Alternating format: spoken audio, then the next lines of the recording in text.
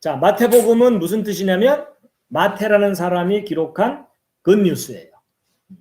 그럼 마태라는 사람에 대해서도 조금은 알아야 되겠죠. 예, 이게 마태에 대한 그 그리스식 단어예요. 다 함께 읽으시겠습니다. 예, 마타요스 뭐 이런 마타요스. 제가 여기 좀 그 음성 파일을 좀 집어넣었어야 되는데 시간 가서 못했어요. 예. 근데 마태라는 이름도 뜻이 있겠죠. 뜻없는 이름은 없잖아요. 마태라는 이름의 뜻이 뭘까요? 이런 건 좀 평소에 생각하지 못했던 부분이죠. 마태라는 이름의 뜻이요. 좀 특별해요. 무슨 뜻이냐면 gift of Jehovah. 여호와의 선물이라는 뜻이에요. 야훼의 선물. 하나님의 선물. 보편적으로 표현하자면 이런 거 처음 하셨죠? 관심 좀 가져주시면 감사하겠습니다. 그래서 마태복음은 딱 펼치면 첫 문장이 함께 읽으시겠습니다. 시작. 아브라함의 자손이시요 다윗의 자손이신 예수 그리스도의 세대에 대한 책이라 라는 내용이 나와요. 자, 그래서 이제 우리가 마태복음을 이제 공부하기로 했으니까 마태복음 1장을 일단 읽어야 되겠죠. 네, 그래서 마태복음 1장을 딱 펼치면 갑자기 숨이 막혀요. 그렇죠? 예. 그래서 이제 보통 그렇잖아요. 이제 성경에 대해서 모르던 사람이 성경을 알고 싶어갖고 한번 읽어보자 하고 마음을 먹었어요. 근데 구약 성경은 좀 두꺼워요. 그렇죠? 신약 성경이 좀 얇어. 그래서 좀 만만하니까 얇은 것부터 읽자. 그래서 딱 펼치는 순간 곧바로 덮어버려요. 그렇죠? 왜냐하면 재미있을 줄 알았더니 첫 장을 펼치자마자 낳고 지겨운 아주 지루한 족보가 쭉 나오잖아요. 그렇죠? 예, 그래갖고 이제 바로 덮어버리는 경우가 많은데, 근데 이 마태복음을 펼치면 족보부터 나오는 이유가 있어요. 그게 뭐냐면 이제 아까 그 배경을 설명드렸기 때문에 이해가 좀 쉬우실 거예요. 여러분, 이 마태복음은 누구를 대상으로 쓴 복음서라고요? 유대인들이죠. 근데 유대인들은요, 전통과 족보를 목숨처럼 중요하게 여겨요. 그렇기 때문에 이 근본 없는 사람에 대해서는 신뢰를 안 해요. 그러니까 이 유대인들한테 예수가 그들의 왕이 될 자격이 있다는 걸 얘기하려면 족보 얘기부터 해줘야 돼요. 왕의 혈통을 가진 존재다. 이렇게. 그래서 이제 족보부터 나오는 거예요. 그리고 우리나라도 유교가 굉장히 오랫동안 그 사람들의 생각을 지배했잖아요. 그래서 유교적인 전통에 이게 오랫동안 익숙해진 분들은 사람들 만나면 대뜸 뭐부터 물어봐요? 어디 김씨냐? 뭐 이런 거 물어보죠? 네, 그렇죠? 이제 그런 거하고 똑같은 거예요. 비슷하다고 보시면 돼요. 그래갖고 이제 여러분 조금 전에 이 족보 이게 읽으려면 눈이 아프고 머리가 아파요. 그렇죠? 그렇지만 이제 이렇게 좀 정리를 해놓고 나면 읽기가 수월하죠. 네, 그래서 이제 우리 낭랑한 목소리로 우리 서단빈 전사님 한번 읽어주실래요? 큰 소리로 읽으셔야 녹음이 잘 될 것 같아요. 자, 읽는 순서는 요 1절 읽고 요 2절 이렇게 읽고 맨 밑에 읽으시면 됩니다. 자, 요 족보를 외우겠다는 마음가짐으로 다른 분들은 그리고 익숙한 이름들이 나오는지 좀 살펴가시면서, 그리고 이제 단순히 낳고만 돼 있지 않고 이렇게 뭐 누구에게서 나왔다 이런 좀 특별한 표현들도 좀 있어요. 거기도 좀 눈여겨보시면서 다 함께 우리 서단빈 선생님이 읽어주시고 다른 분들은 보면서 들으면서 1장의 16절까지 함께 읽으시겠습니다. 아브라함의 자손이시오 다윗의 자손이신 예수 그리스도의 세대에 대한 책이라. 아브라함은 이삭을 낳고 이삭은 야곱을 낳고 야곱은 유다와 그의 형제들을 낳고 유다는 다말에게서 베레스와 세라를 낳고 베레스는 헤스론을 낳고 헤스론은 람을 낳고 람은 아미나답을 낳고 아미나답은 나손을 낳고 나손은 살몬을 낳고 살몬은 나합에게서 보아스를 낳고 보아스는 루색에서 오벳을 낳고 오벳은 이새를 낳고 이새는 다윗왕을 낳고 다윗 왕은 우리아의 아내였던 여자에게서 솔로몬을 낳고 솔로몬은 르호보암을 낳고 르호보암은 아비야를 낳고 아비야는 아사를 낳고 아사는 여호사밧을 낳고 여호사밧은 요람을 낳고 요람은 우시야를 낳고 우시야는 요담을 낳고 요담은 아하스를 낳고 아하스는 히스기야를 낳고 히스기야는 므낫세를 낳고 므낫세는 아몬을 낳고 아몬은 요시야를 낳고 요시야는 여고니아와 그의 형제들을 낳았는데 그 무렵에 그들이 바빌론으로 끌려가니라. 그들이 바빌론으로 끌려간 뒤에 여고니아는 스알디엘을 낳고 스알디엘은 스룹바벨을 낳고 스룹바벨은 아비옷을 낳고 아비옷은 엘리야김을 낳고 엘리야김은 아소르를 낳고 아소르는 사독을 낳고 사독은 아킴을 낳고 아킴은 엘리웃을 낳고 엘리웃은 엘르아사를 낳고 엘르아사는 mat단을 낳고 mat단은 야곱을 낳고 야곱은 마리아의 남편 요셉을 낳았는데 마리아에게서 그리스도라 하는 예수님이 태어났으니라. 일단 박수. 일단 박수. 예. 여기 저 댓글 중에요. 박사님께서 제 경험을 어찌 그렇게 잘 아시는지. 아마도 이게 마태복음 딱 열렸다가 다시 닫은 그런 경험이 있으신 것 같아요. 네. 자, 여러분 여기 족보들을 이렇게 쭉 했는데 그 중에 약간 짙은 빨간색으로 한 요런 이름들이 있죠? 무슨 특징을 가진 사람들일까요? 다윗의 후손들이라서 왕들이거든요. 유다의 왕들인데 선한 왕들이에요. 예, 훌륭한 왕들이에요. 그 여호사밧은 무슨 특징이 있는지 혹시 아세요? 뭐든지 하나님께 물어보고 행동을 해요. 저놈이 나를 꼬시는데 같이 갈까요? 뭐 이렇게 물어보면서 했고, 히스기야는 어떤 특징이 있죠? 예, 우상도 타파하고 여러 가지 업적들이 있는데 동족 북이스라엘이 망하는 꼴을 보면서 또 이제 하나님께 또 간절히 기도하고 그래서 수명을 연장받는. 그래서 몇 년을 연장받았죠? 예, 15년. 15년을 더 살아요. 원래 일찍 죽어야 되는데 하나님이 수명을 연장시켜 주셔서 자식이 없었는데 연장받은 기간 중에 자식도 태어나고 그래서 후계를 물려주기도 하고 그 다음에 요시야는 무슨 특징이 있죠? 예, 아주 종교 개혁을 아주 시원하게 합니다.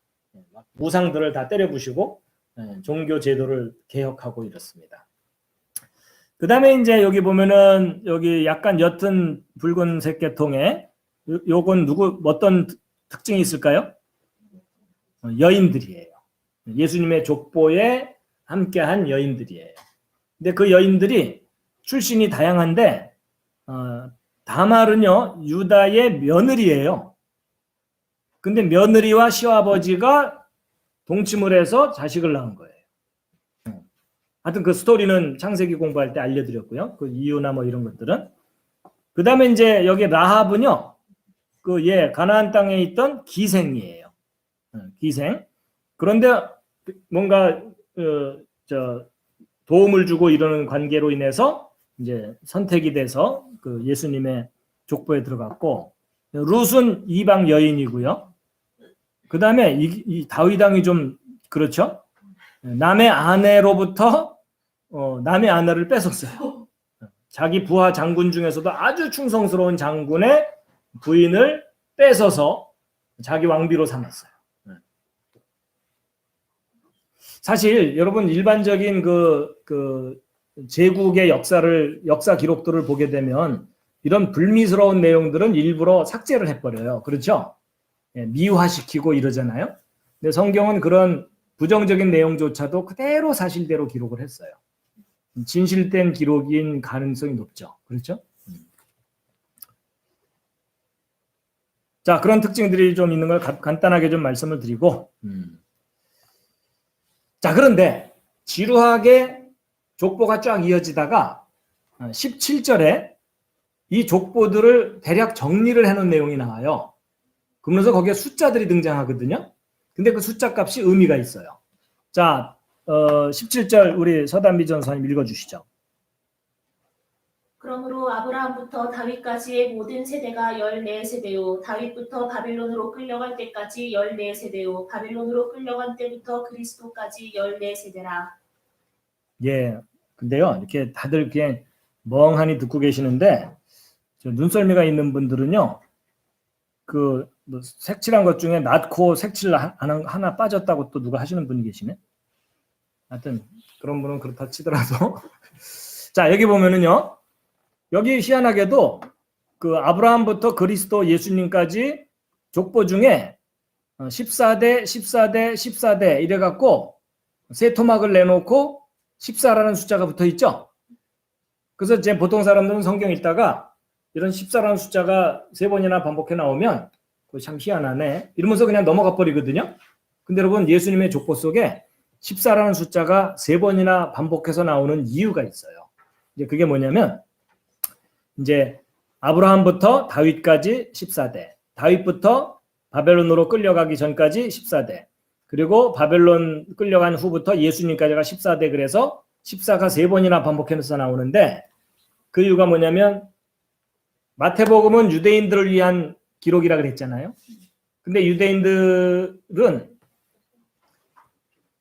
그 자기들이 기다리던 구세주가 어떤 형태로 오기를 바랬냐면 다윗처럼 전투를 아주 잘하고 로마 군대를 물리칠 어떤 군사적이고 정치적인 그런 구원자가 오기를 바랬어요. 그래서 가장 존경하는 왕이 다윗 왕이거든요. 그런데 여러분 그 히브리어, 구약 성경에 기록된 건 히브리어거든요. 히브리어는 알파벳이 기본적으로 22개가 있습니다. 그리고 희한하게도 히브리어는요. 알파벳마다 고유한 숫자 값이 붙어 있어요. 그래서 히브리어는 알파벳 자체가 숫자예요. 그래서 히브리어는 숫자까지도 표현할 수 있는 알파벳이에요. 그런데 여러분 다윗이라는 이름을 히브리어로 표기하면 이렇게 되거든요. 히브리어는 오른쪽에서 왼쪽으로 읽어갑니다. 그래서 이걸 영어로 바꿔주면 DWD예요. 그래서 읽으면 다위드 이렇게 돼요. 그래서 합쳐서 다윗인 거예요. 근데 각 알파벳에 숫자 값이 있다 그랬죠. 그래서 이 숫자 값을 더하면 4 더하기 6 더하기 4죠. 그럼 이걸 더하면 얼마가 나와요? 그게 14가 나와요. 자, 여러분과 저한테는 좀 낯선 이야기지만 이스라엘 사람들에게는 이 정도는 그냥 상식이에요. 그러니까 14라는 숫자가 다윗이라는 이름의 숫자라는 것을 이스라엘 사람들은 너무나 쉽게 알아요. 그러니까 예수님의 족보 속에 14라는 숫자가 3번 반복해서 나온 이유를 짐작하시겠죠. 그러니까 이분이 평범한 분이 아니라 당신들이 존경하는 다윗 왕의 이름의 숫자 값으로 예언된 그 예정된 그 메시아다. 이거를 표현한 거예요. 그러니까 평범한 분이 아니다. 다윗이라는 이름으로 계시가 된 그런 특별한 분이다. 뭐 이런 겁니다. 그래서 이제 성경 읽다가 14라는 숫자가 왜 나왔는지 이제 이해를 하신 분들이 계실 거예요.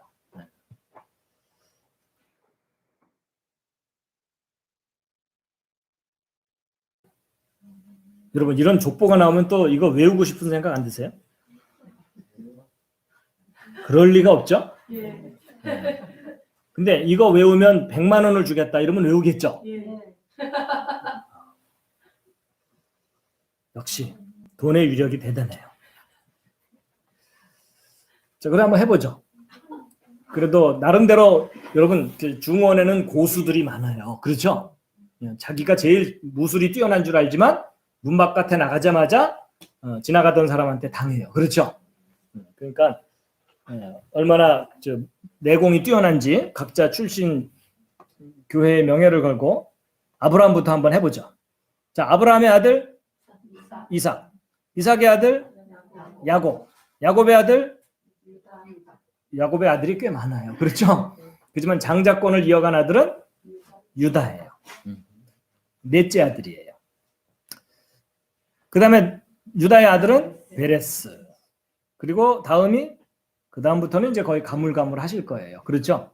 예. 제가 이거 한때 외웠었는데 지금은 좀 이렇게 까먹은 게 많아요. 베레스 다음이 헤스론, 람, 아미나답, 나손, 살몬, 보아스, 오벳, 그 다음에 이세, 그 다음이 누굴까요? 그 다음이 다윗이에요. 여기까지가 14대. 그 다음에 이제 다윗부터 또 시작하면 다윗 다음을 이은 아들 솔로몬. 솔로몬 정도는 알죠? 예, 그 다음에 솔로몬의 아들 르호보암. 그 다음은 또 가물가물하시죠? 아비야, 아사. 그 다음은 또 누굴까요? 여호사밧. 다음은 요람 또는 여호람이라고도 하죠. 예, 그래도 고수들이 계시네요. 예. 그 다음은 조금 이제 그 다음부터는 약간 뭐 토론할 내용이 좀 있긴 한데, 요건 좀 시간 관계 넘어가고요. 우시야, 요담, 아하스, 히스기야. 그 다음에 문하세는 이거 유다 왕 중에 통치 기간이 제일 길어요. 그 다음에 문하세 다음이 아몬, 요시야. 그 다음에 이제 여고냐가 있고요. 그리고 이제 여고냐 이후는 더 어려워요. 더 어려운데 살디엘, 수룹바벨은 좀 기억나실 거예요. 그렇죠? 수룹바벨, 아비훗, 엘리야김, 아소르, 사독, 아킴, 엘리웃, 엘라살, mattan, 야곱, 요셉, 예수 이렇게 돼 있어요. 이거 다 외우기 전까지는 집에 못 가게 할까요? 양 목사님, 저 바깥에 문 걸어 잠그고. 자, 그 다음 내용 이제 으로 진도를 또 나가 보겠습니다. 자, 17절은 조금 전에 읽었고, 18절부터 20절까지 한 번 더 읽어 주시죠.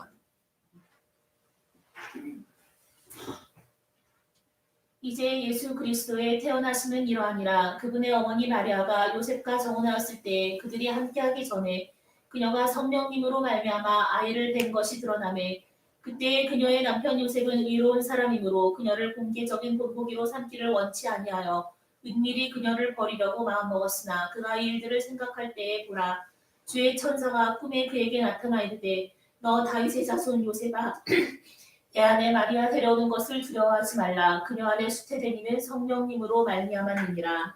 네. 자, 이제 여러분 놀랍게도 남자와 동침한 적이 없는 이 마리아가 아이를 뵌 거예요. 그렇죠? 예, 이거 사실 우리 사람들의 세상 속에서는 있을 수 없는 일이죠. 그렇죠? 그렇지만 이제 전능하신 하나님께서는 가능한 일인데, 그런데 어쨌거나 성령님으로 말미암아 아이를 뵀대요. 그러니까 정확하게 그 구체적인 메커니즘은 저도 몰라요. 그렇죠? 난자가 있는데 정자가 어떻게 들어갔을까?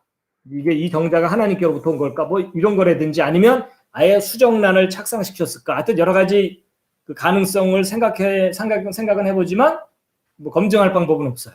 어쨌든 그냥 우리는 성경 기록을 이제 믿을 수밖에 없죠. 요건 나중에 뭐 좀 더 구체적으로 디스커션 할 때 이야기하기로 하고, 자 20절에 여기 보면은 마리아에 대해서 어떻게 할까, 관계를 끊어야 되겠다 이렇게 생각하고 있을 때 주의 천사가, 하나님의 천사가, 근데 여기 단서가 있어. 꿈에 그러니까 현실 속에서가 아니라 꿈속에서 나타나서 너 다윗의 자손 요셉아 뭐 이렇게 말을 하면서 마리아를 데려와라. 응? 걱정하지 말고 그 특별한 임신이기 때문에 하나님의 섭리이기 때문에 용납하고 데려와라. 이제 이 얘기를 합니다. 여러분 천사에 대해서 지난주까지 좀 얘기를 나눴었는데 그냥 간단한 것만 우리 얘기하기로 하죠. 예, 천사라는 단어가 이제 신약 성경에는 헬라어로 앙겔로스, 이게 이제 영어식으로 나오면 엔젤인 거예요. 그렇죠? 예. 그렇지만 이 천사라는 단어의 뿌리는 구약 성경이에요. 구약 성경에는 히브리어로 멜아흐이라는 단어로 되어 있거든요. 근데 이 멜아흐이라는 단어 자체가 어떤 메시지의 전달자예요. 또는 어떤 임무를 수행하는 존재예요. 주어진 임무를 수행하는 존재. 그게 이제 멜악입니다.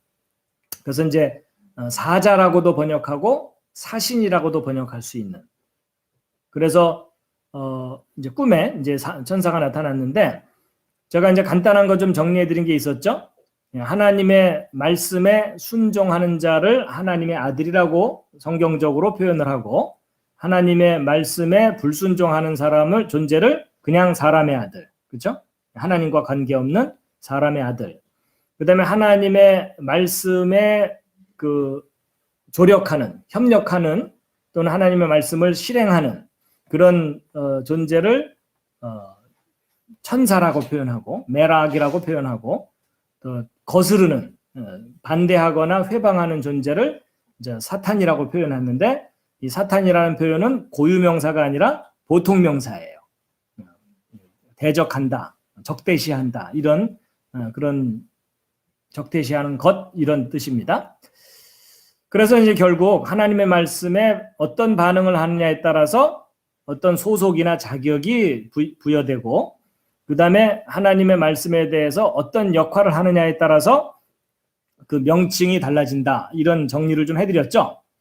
예, 그래서 하나님의 말씀에 순종하는 사람이 하나님의 아들이고 하나님의 말씀에 불순종하는 사람이 사람의 아들이고 하나님의 말씀에 조력하는 사람이 천사가 될 수 있고 그리고 하나님의 말씀을 회방하는 존재는 사탄이 될 수도 있다는 거예요. 사탄의 역할을 할 수 있다는 거죠. 예, 그런 것을 기본적으로 좀 설명을 해드린 것을 좀 잠깐 상기시켜 드렸고요. 자, 그런데 이제 여기서 한 가지 요 얘기만 하고 오늘은 마칠게요. 여러분, 예수님의 그 육체적인 아버지의 이름이 뭐라고요? 예, 요셉이에요. 그렇죠? 근데 저 요셉이라는 이름과 존재에 대해서 약간 좀 신기한 게 있어요. 그게 뭐냐면 여러분 하나님이 아브라함을 부르셔갖고 아브라함의 손자인 야곱을 택해서 그 야곱의 이름을 무엇로 바꿔줬죠? 이스라엘. 그래서 이스라엘 민족의 조상이 누구냐 이렇게 물어봤을 때 대개는 아브라함이라는 대답을 많이 하거든요. 근데 아브라함이라는 대답은 70점짜리 대답이고 100점짜리 대답이 야곱이에요. 왜냐하면 이스라엘 민족의 조상이 아브라함인 건 맞아요. 근데 아브라함의 모든 후손이 이스라엘이 아니에요. 그렇죠? 아브라함의 아들 중에 이스마엘의 자손들은 아랍 사람들이거든요.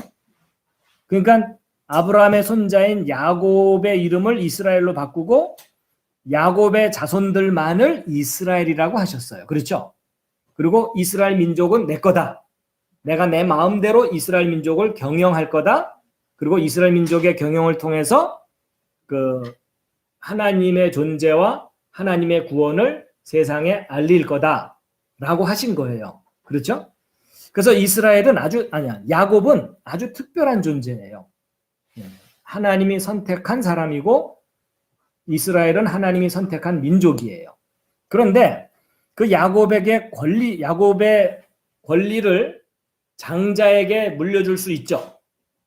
근데 야곱이 12아들을 낳았는데 장자의 이름이 뭐죠? 르우벤이었어요. 근데 르우벤이 아버지 야곱의 모든 권한을 물려받았나요? 못 받았어요. 왜냐하면 사고가 생겼거든요. 무슨 사고가? 이 르우벤이 자기 어머니가 아버지로부터 사랑받지 못하는 것에 대해서 원한을 가지고 아버지에게 아주 이상한 그 복수를 했어요. 그게 뭐냐면 아버지의 첩인 비라와 동침을 한 거예요. 자기 낳아준 어머니가 아닌 이제 다른 첩을 동침을 하는 바람에 르우벤이 모든 자격을 상실했어요. 그래서 그 장자로서 누리게 될 자격을 누구에게 넘겨줬냐면 누구에게 넘겨줬죠? 한 사람에게 넘겨주지 않고요. 다른 세 형제에게 넘어가 버렸어요. 세 가지 권리가 분산돼서 넘어갔어요. 그래갖고 그게 이제 어떻게 표현됐냐면 루벤이 그 권리를 물려받고 루벤의 자식들에게 그 권리가 내려갔어야 되거든요. 근데 루벤의 아들들이 넘겨받아야 될 세 가지 권한을 뺏긴 거예요.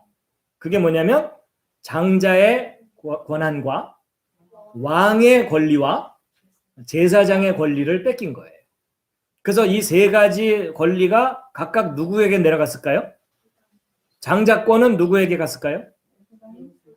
장자권이 요셉에게 간 거예요. 11번째 아들. 그 다음에 왕의 권리는 누구에게 갔죠? 예, 넷째 아들인 유다에게 넘어갔어요. 그 다음에 제사장의 권리는 예, 세 번째 아들인 레위에게 넘어갔어요. 그래서 야곱의 권리가 분산돼서 이제 흩어졌거든요. 흩어졌는데 그래서 이제 요셉은 장자권을 받게 됐고 레위는 제사 권리를 받게 됐고 유다는 왕의 권리를 받게 됐어요. 그런데 그것이 이제 레위의 자손들에게 제사의 권한이 내려갔고 요셉의 자손들에게 장자권이 내려가고요. 그다음에 유다에게는 왕권이 내려갔는데 근데 먼 훗날 이 유다 지파의 후손으로 예수 그리스도가 태어나죠. 그렇죠? 그런데 이 예수 그리스도의 이 육체적인 아버지의 이름이 요셉이죠. 희한하게도 이 요셉하고 비슷해요. 그렇죠? 예.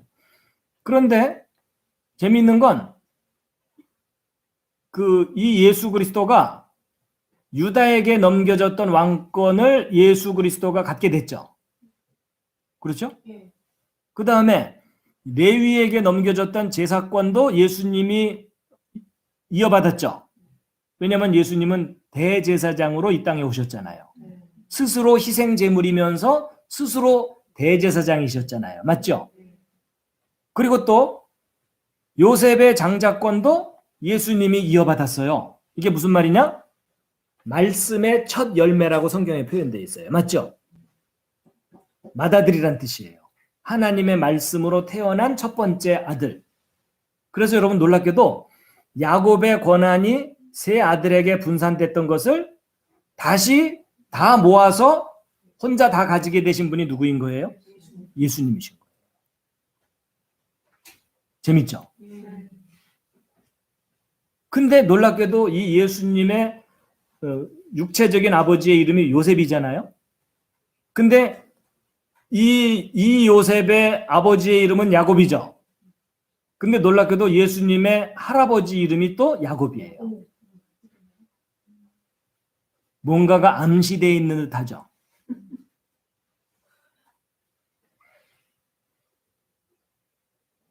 여러분 놀랍게도 이 요셉은요. 장자권을 받긴 했어도 그 장자권을 받은 요셉은요. 막상 가나안 땅 들어갔을 때 자기 지파의 땅이 없어요. 맞죠? 자기 두 아들이 나눠서 가져요. 그렇죠?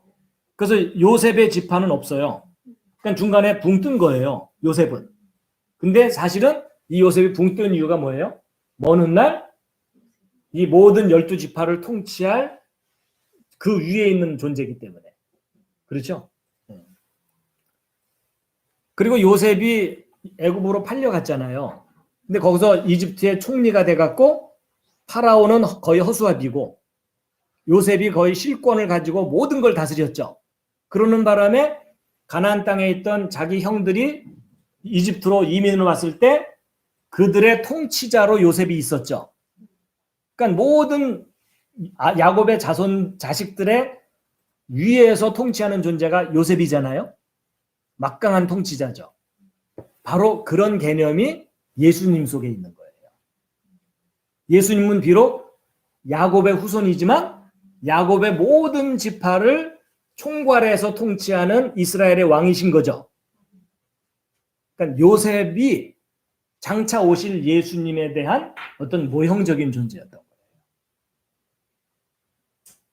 거예요. 형제들 중에서도 막내에 가까운 존재인데 전체를 다 아우르는 다스리는 자가 된 그런 모습이 예수님에게서도 발견이 되잖아요. 그렇죠? 이런 식으로 매치해서 생각해 본 적 별로 없으시죠?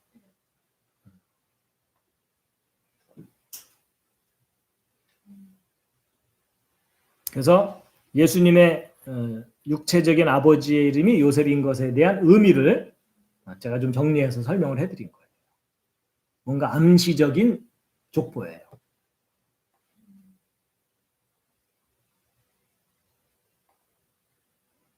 재밌죠?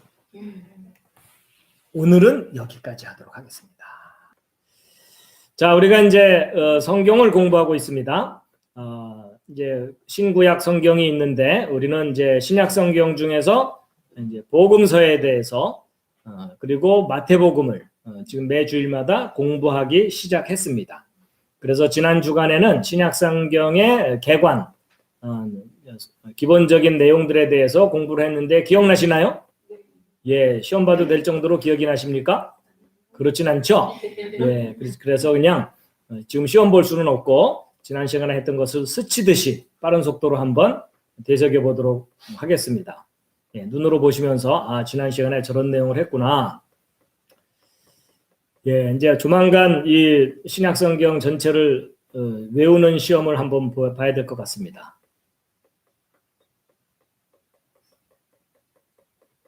근데 편지가 너무 많아요. 그렇죠? 그리고 헷갈려요.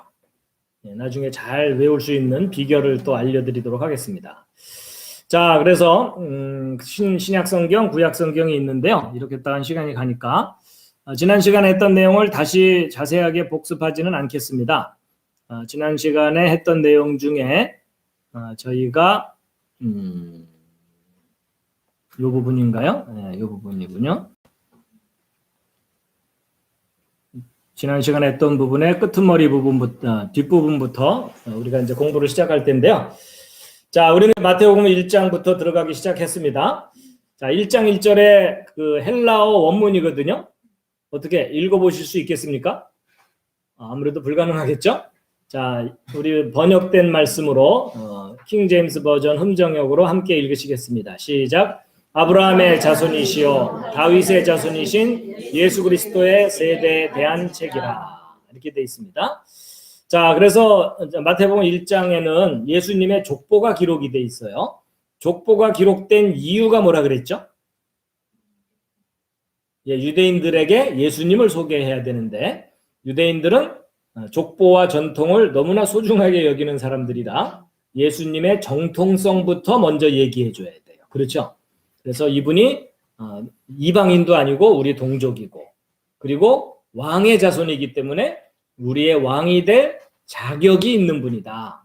그리고 하나님이 예언하신 바로 그 메시아 왕이시다 하는 것을 소개하기 위해서 족보를 얘기했는데 그 족보 속에 재미있게도 14라는 숫자가 3번이나 반복해서 들어있다라는 것을 지적해드렸죠. 그리고 그 의미도 설명을 해드렸습니다.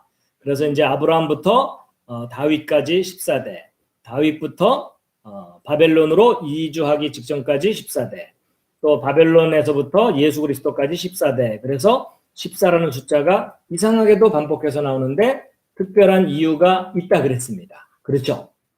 예. 자, 그래서 이제 약간은 지루하지만 성경을 처음 읽는 분들한테는 많이 지루해요. 그렇죠? 예. 근데 어쨌든 예수님의 족보가 쫙 소개되고 난 다음에 이제 16절 함께 읽으시겠습니다. 시작.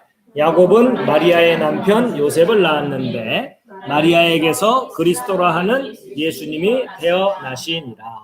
그래서 예수님이 근본이 없는 분이 아니라 근본이 분명한 분이고 왕이 될 자격이 있으신 분이다. 그 14라는 숫자의 비밀 말씀드렸죠? 누구의 이름의 숫자 값이라고요?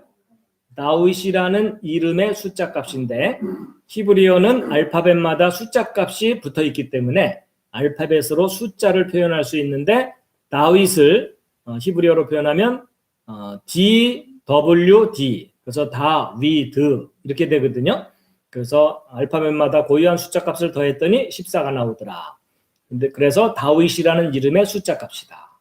그래서 다윗이라는 이름의 숫자 값으로 계시가 된 예언된 메시아다라는 것을 드러내는 거다라고 말씀을 드렸습니다.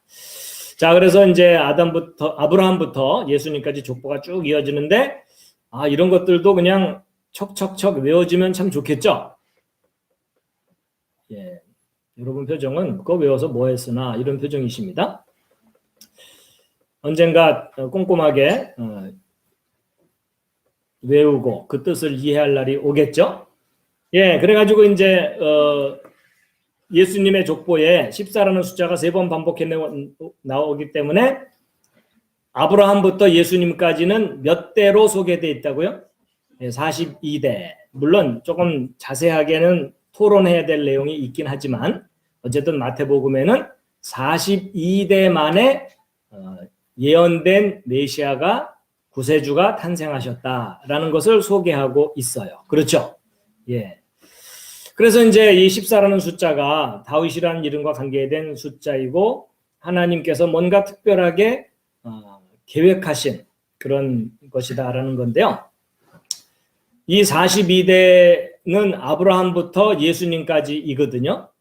근데 하나님께서 아브라함에게 언약을 약속을 하신 게 있어요. 가나안 땅을 주겠다고. 그렇죠? 혹시 너희들이 가나안 땅을 떠났을지라도 다시 돌아와서 그 땅을 차지할 수 있게 해주겠다. 그래서 언약을 하셨는데 그 언약을 궁극적으로 이루게 될 분이 예수님입니다. 이스라엘 백성에게는 잃어버린 가나안 땅을 되찾는 일이 중요하지만 이 지구상에 살고 있는 모든 사람들은 무엇을 되찾는 일이 중요할까요? 예, 하나님의 왕국을 되찾는 일이 중요합니다. 그렇죠?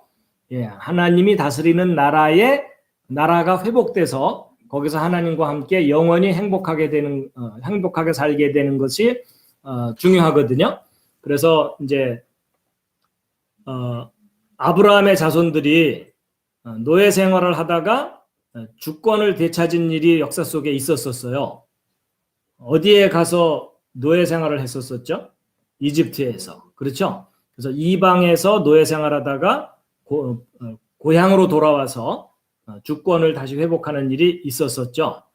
예, 근데 이제 이스라엘 백성에게는 그 출애굽 사건이 중요하지만 이제 우리들에게는 그렇죠? 예수 그리스도를 믿는 사람들에게는 하나님이 처음 창조하신 세상이 너무나 많이 망가졌기 때문에 하나님이 준비하신 새하늘과 새 땅을 가는 일이 가장 절대적이고 중요한 일입니다. 맞죠? 예. 자, 그렇게 되는데 여러분 이스라엘 백성이 노예 생활을 하다가 고향으로 돌아온 사건 그것이 바로 출애굽 사건이잖아요. 예, 출애굽 사건 때 이집트에서 노예로 있던 이스라엘 백성들이 이집트를 탈출해 가지고 홍해를 건너고 여러분 예전에는 홍해가 이 왼쪽 어딘가에 홍해를 건넌 장소가 왼쪽 어딘가 있었을 거다라고 많이들 알고 믿고 있었는데 최근에 여러 가지 고고학적인 증거들과 성경적인 증거들을 종합해 볼 때 이스라엘 백성이 홍해를 건넌 장소는 이쪽 오른쪽 홍해를 건넜을 가능성이 높다. 이런 이야기가 이제 많이 사람들에게 알려지기 시작했어요. 근데 어쨌거나 이스라엘 백성이 광야 생활을 한 것은 요 작은 시나이 반도가 아니라 이 아라비아 반도에서 광야 생활을 몇 년 동안 했죠? 40년 동안 돌아다니다가 드디어 이제 40년이 지난 후에 약속의 땅 가나안으로 진입하게 되는데 요단강 동편에서 요단강을 건너서 가나안 땅에 들어가게 됩니다. 그렇죠? 근데 여러분 이스라엘 백성이 광야에서 40년 동안 지내면서 한 군데에서 40년 지낸 게 아니라 계속 움직이면서 이동하면서 천막을 치면서 살았죠? 근데 여러분 몇 군데나 돌아다녔는지 혹시 아시나요? 별로 관심 없으시죠? 예. 민수기 33장에 보면은요, 이스라엘 백성이 텐트 친 곳, 장막을 친 곳이 쭉 나열되어 있거든요. 그래가지고 이제 이집트에서 출발해가지고 출애굽한 이후에 맨 처음 텐트를 친 곳이 숫곳이라고 하는 곳이에요.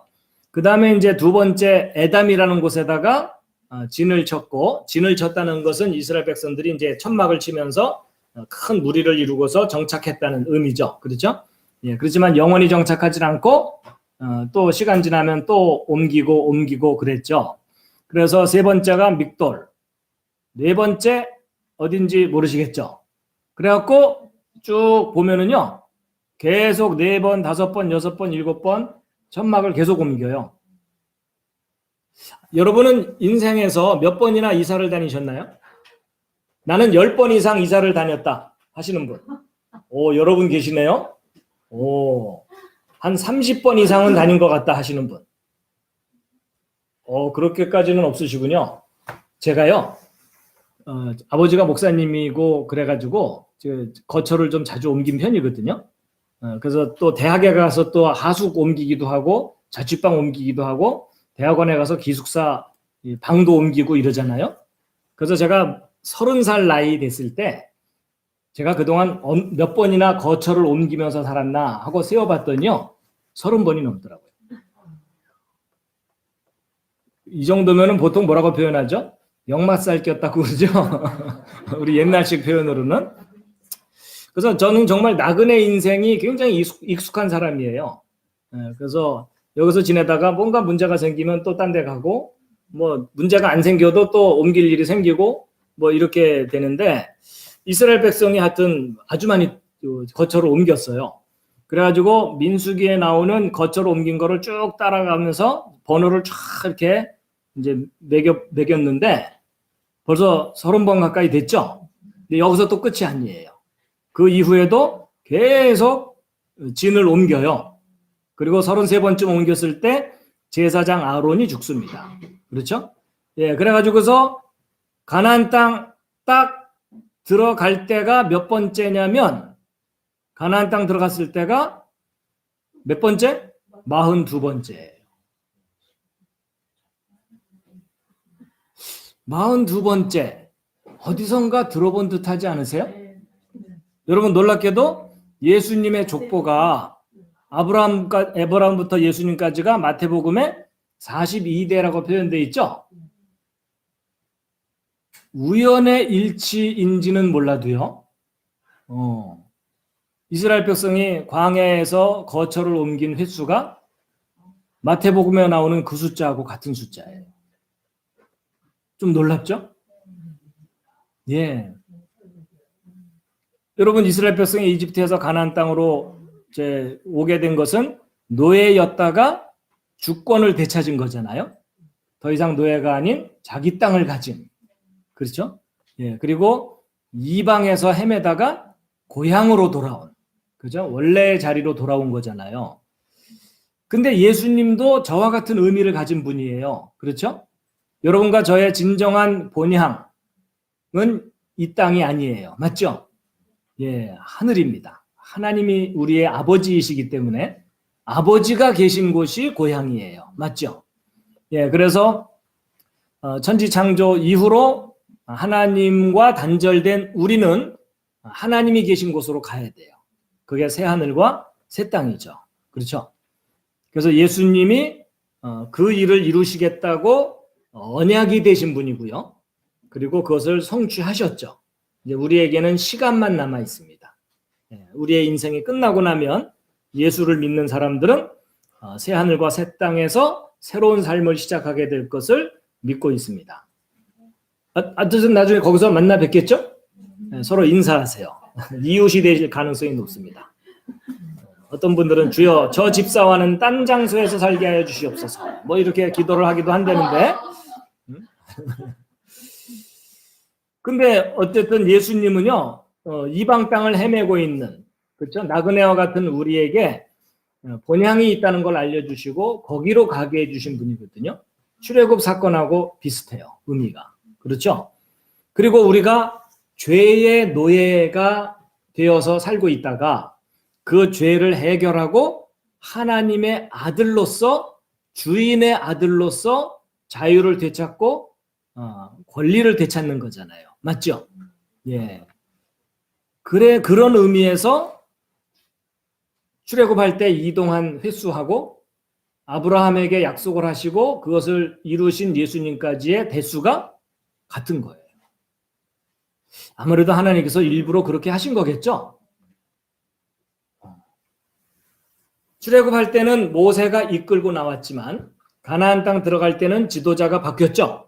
누구로 바뀌었죠? 여호수아로 바뀌었어요. 그래가지고 출애굽기 23장 20절에 그리고 21절까지 함께 한번 읽으시겠습니다. 시작. 보라, 내가 한 천사를 내 앞에 보내어 길에서 너를 보호하며 내가 예비한 곳으로 너를 데리고 들어가게 하리니 그에게 주의하여 그의 목소리에 순종하고 그를 노엽게 하지 말라.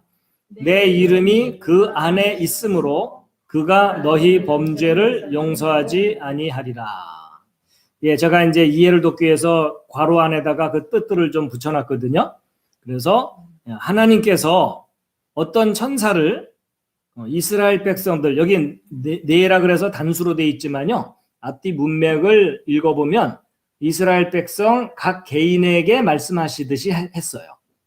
그래가지고 이스라엘 백성들 앞에 한 천사를 보낸다. 근데 이거를 언뜻 오해하면 이스라엘 백성보다 먼저 가나안 땅 들어가는 천사가 있을 거다. 이런 식으로 오해를 할 수가 있는데 이제 원문의 내용과 이런 것들을 다 종합해 봤을 때 앞에 보낸다는 얘기는요. 이 얼굴 앞에 보낸다는 뜻이니까 앞장서서 이끌고 간다는 뜻이에요. 그러니까 이스라엘 백성에 앞장서서 이스라엘 백성을 가나안 땅으로 데리고 들어갈 거다. 그게 누구라고요? 여호수아예요. 예. 그래서 가나안 땅 가는 길에 이스라엘 백성을 보호할 것이고 그리고 가나안 땅으로 이스라엘 백성을 데리고 들어가게 한 그가 누구냐면 여호수아입니다. 그렇죠? 그래서 여호수아의 목소리에 순종해라. 왜냐하면 너희들을 고향인 가나안 땅으로 데리고 들어갈 존재이다. 이런 뜻이잖아요. 근데 가나안 땅 들어가는 것은 무엇을 상징하는 거라고요? 예수님이 우리를 천국으로 데리고 가시는 것을 상징하는 일입니다. 맞죠? 예. 그래갖고 바로 여기 출애굽기 23장 20절에 천사라고 표현된 구체적인 인물이 여호수아예요. 근데 이 여호수아와 똑같은 의미의 이름이 뭘까요? 예슈아입니다. 여호수아하고 예슈아는요, 그냥 100% 똑같은 이름이에요. 같은 의미의 이름이고, 그래서 가나안 땅의 지도자로 들어간 여호수아는 예수님을 상징하는 인물이에요. 그래서 이름도 똑같아요. 근데 그 여호수아가 천사로 표현되어 있죠? 그러니까 사람도 천사일 수 있어요, 없어요? 있어요. 네. 천사라는 뜻은 원래 메신저, 어떤 그 메시지를 전하는 전달자이고 하나님의 임무를 수행하는 능력자를 말해요. 그래서 마치 이집트에서 노예 생활하던 이스라엘 백성을 가나안 땅으로 데리고 가듯이 예수님도 우리를 죄악된 이 세상에서 탈출시켜서 하나님의 나라, 하나님의 왕국으로 데려가시는 그런 것을 떠올리게 하는 내용입니다. 그래서 출애굽 장막을 옮긴 횟수가 예수님의 세대 수하고 일치한다는 게 참 놀랍죠? 네. 그동안 이런 거 잘 모르셨죠? 관심 좀 가져주시면 감사하겠습니다.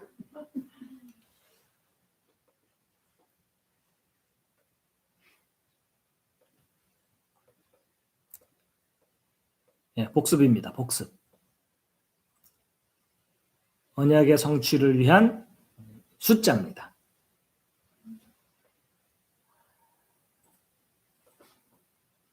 예수님은 우리를 지구에서 탈출시키셔서, 그렇죠? 한 차원 더 높은 차원으로 데려가시는 분이십니다. 자, 그래가지고 이제 예수님의 족보에서 나오는 14라는 숫자의 의미도 설명을 해드렸고, 14가 3번 반복된 42라는 숫자의 의미도 출애굽과 관련해서 설명을 해드렸는데 도움이 되셨습니까? 예. 자, 여기까지가 이제 예수님의 족보 이야기고, 그리고 족보의 끄트머리에 드디어 예수님이 탄생하시는 거예요. 그래서 18절, 19절, 20절 우리 서단비 전도사님의 낭랑한 목소리로 한번 읽어주시면 감사하겠습니다.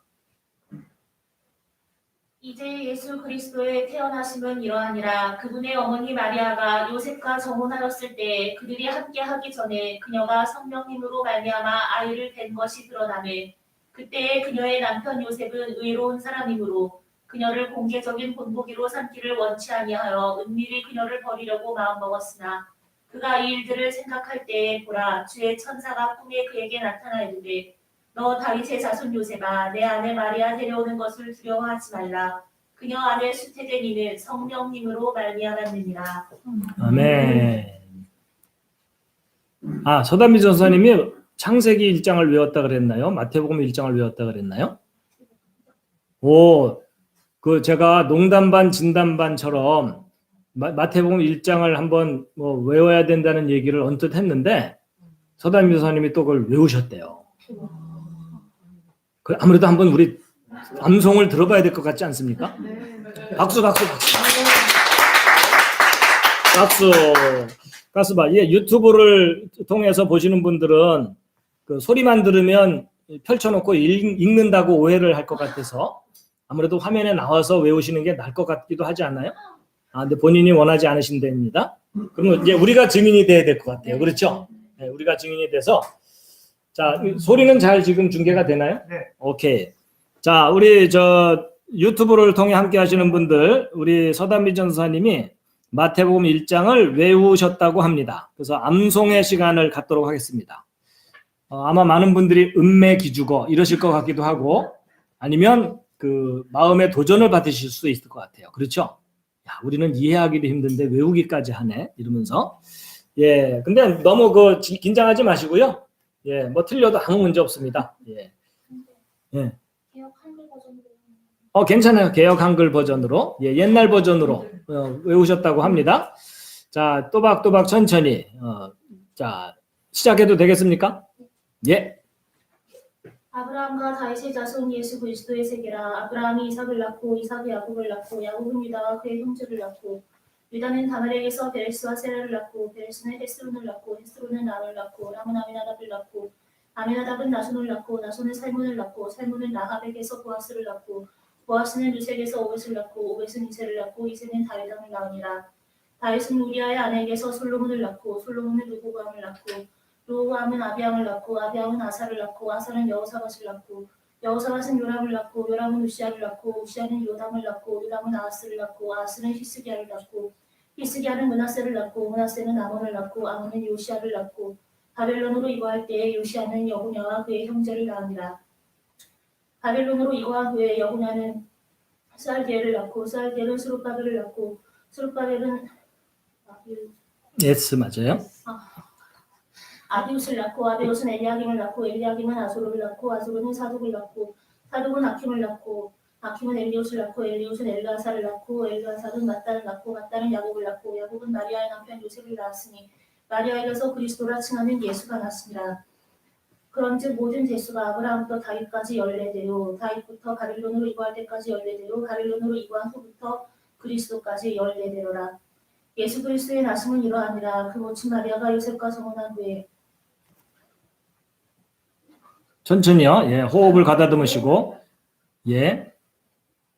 성령으로 잉태한 것이 드러나매 그 남편 요셉은 이로운 사람이라. 이를 일단 여기까지만 박수.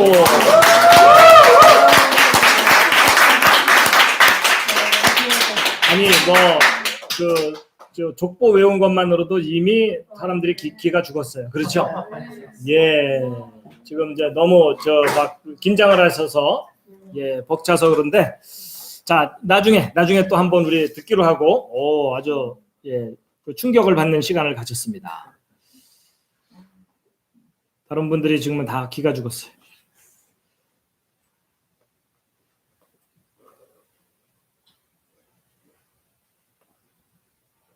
근데 그 아이들에게요 성경 암송을 시키잖아요.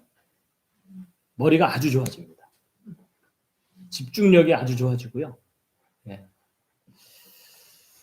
아이들을 키우시는 분들은 성경 암송을 적극적으로 권합니다. 자, 바로 이제 마태복음 1장 18절에서 19절, 20절까지의 내용인데요. 그 예수님의 어머니와 아버지 이름이 나오죠. 그렇죠? 예, 이름 공부를 잠시 좀 하도록 하겠습니다. 자, 여러분 예수님의 어머니의 이름이 여기 그 헬라어, 그리스어로 돼 있는데 한번 읽어보시죠. 예, 우리가 알고 있는 대로 마리아입니다. 마리아인데 영어로는 뭐라고 발음하죠? 메리입니다. 메리. 근데 이 마리아라는 이름이 유대식 이름이거든요. 이스라엘식 이름이기 때문에 예수님 때쯤부터 시작된 이름이 아니라 구약에 있는 인물 중에서도 이 마리아라는 이름을 가진 사람이 여러 명 나와요.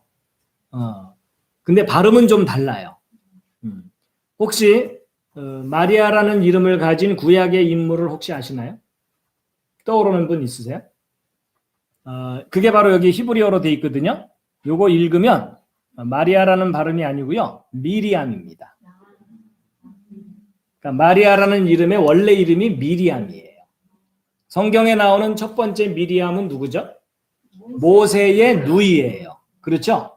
예, 근데 모세의 누이가 모세를 책망하면서 반기를 든 적이 있었죠? 그렇죠? 예, 모세를 꾸짖으면서 모세에게 저항했던 적이 있는데 징계를 받았죠. 어떤 징계를 받았죠? 하나님께로부터 예, 문둥병, 나병이라고 하는 문둥병에 걸렸다가 이제 회복이 됩니다. 그렇죠? 예, 그래서 미리암입니다. 미리암.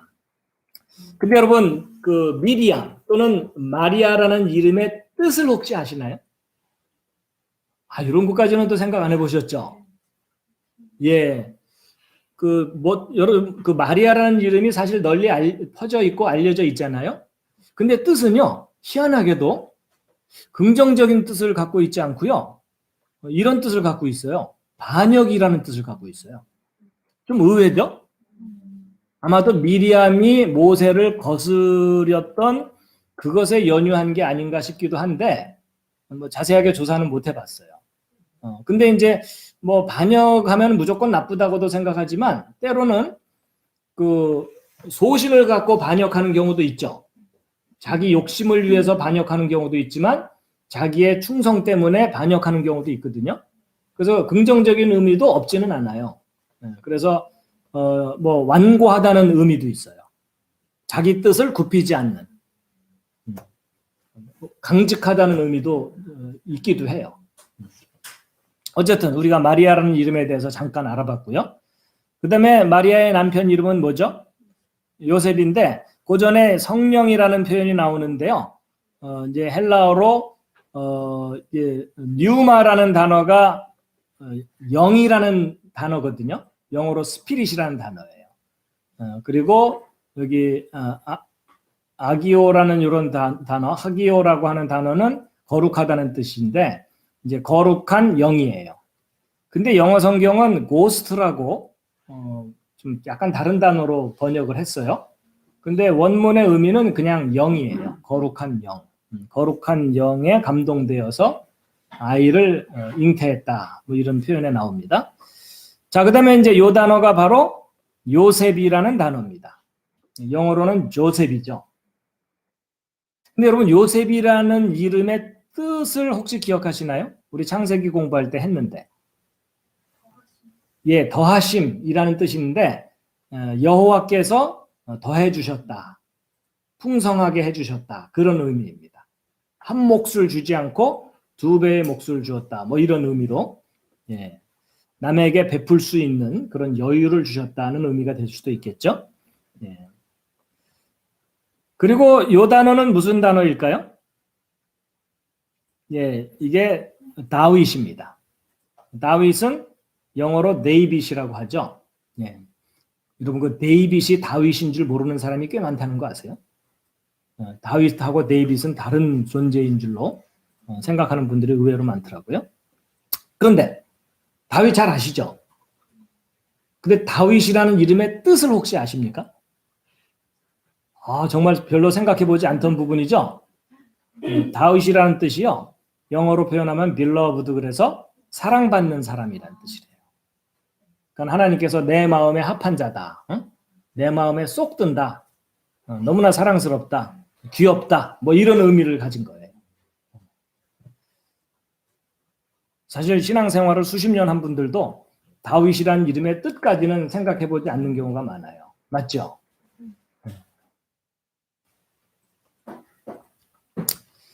자, 그 다음에 이제 마태복음 1장 20절에 보면 주의 천사가 꿈에 나타났다고 되어 있는데, 지난번에 천사에 대해서 제가 좀 이렇게 여러 차례 얘기를 했었어요. 그렇죠? 그래도 충분히 정리가 되지 않았기 때문에, 그래서 내용을 오해하는 분들도 있고 그래서 조금 보충 설명 내지는 생각할 만한 자료를 좀 소개해 드리려고 해요. 그래서 주의 천사는 헬라어로는 앙겔로스 큐리오, 큐리오라는 말이 주인이란 뜻이거든요. 그리고 앙겔로스가 우리가 알고 있는 엔젤, 그래서 천사라는 뜻인데, 그 다음에 이제 히브리어로는 멜악 야훼 이렇게 돼 있어 갖고 예호바 이렇게 돼 있는데, 그러니까 야훼의 천사다, 야훼의 심부름꾼이다, 이런 의미가 천사의 이제 뜻이에요. 자, 그래서 하나님의 사신 또는 사역자, 뭐 다양하게 표현할 수 있어요. 하나님의 전령, 어떤 메시지를 전달하면 전령이고, 어떤 임무를 수행하면 사역자고, 뭐 이렇게 되는 거겠죠? 예. 자, 그래서 이제 지난번에 하나님의 영, 이제 구체적으로 말씀 또는 명령이에요. 그것에 순종하는 사람을 뭐라 그런다고요? 하나님의 아들. 그렇죠? 예. 그리고 거기에 거역하고 불순종하는 것은 하나님의 아들 자격이 없기 때문에 그냥 사람의 아들이다. 그리고 하나님의 명령을 수행하는, 임무 수행을 하는 존재가 뭐라고요? 예, 그게 천사예요. 원어적인 뜻이 사자 또는 사신으로 번역할 수 있는 용어이죠. 그 다음에 하나님의 명령을 거스리는, 반역하는 그런 존재가, 반역하는 것을 뭐라 그런다고요? 사탄이라고 한다 그랬어요. 그렇죠? 예. 그래가지고 하나님의 명령에 어떤 반응을 하느냐에 따라서 자격이나 소속이 주어지고요. 그 다음에 하나님의 명령에 어떤 역할을 하느냐에 따라서 순종하고 따르면 천사가 되는 거고, 회방하면 사탄이 되는 거다.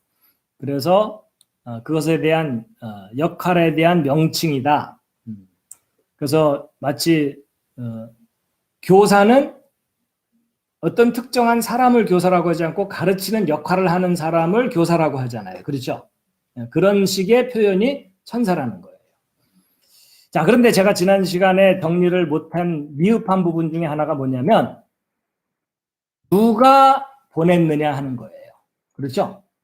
천사를 누가 보내느냐 하는 문제예요. 하나님이 보내는 경우가 천사이죠. 근데 하나님이 보내는 경우에는 어떻게 표현하냐면 주의 천사라고 표현을 해요. 그렇죠? 주의 천사. 사람이 천사를 보내는 경우도 있나요?